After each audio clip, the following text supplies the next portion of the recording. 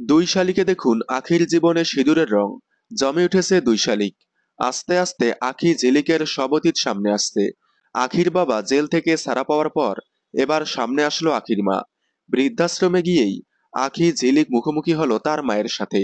তবে দুর্ভাগ্যবশত আখি ঝিলিক ছোটবেলায় হারিয়ে যাওয়ায় তার মাকে চিনতে পারেনি। এদিকে ছাতাবাড়িতে গোরা ঝিলিককে নিয়ে সন্দেহ শুরু করে দিয়েছে। গোরা বলতেছে, এ কি আসলেই আখি? এত কিছুর ভিড়েই এবার ধারাবাহিকে আসছে আখি দেবার মহাবিবাহ। সম্প্রতি ধারাবাহিকে দেখা গেল দেবা আখিকে তার মনের কথা বলে দিল। আখি দেবা দুজন দুজনকে মনে মনে ভালোবাসলেও এতদিন মুখ ফুটে বলতে পারেনি। তবে শেষ পর্যন্ত দেবা আখিকে তার মনের কথা বলে দিল। এদিকে বস্তিতে কমলা মাসি দেবার বিয়ে ঠিক করেছে সমতার সাথে।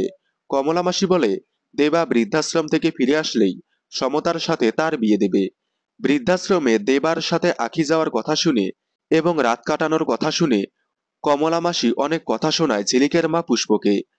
এছাড়াও বস্তির লোকেরা অনেক কথা বলা বলি করে।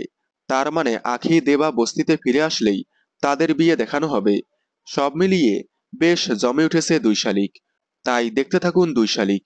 সোম থেকে রবি প্রতিদিন বিকেল 5:30টায় স্টার জলসার পর্দায়। দুই শালিকের সকল আপডেট সবার আগে পেতে চ্যানেলটি সাবস্ক্রাইব করে পাশে থাকা বেল আইকনটি বাজিয়ে দিন। ধন্যবাদ।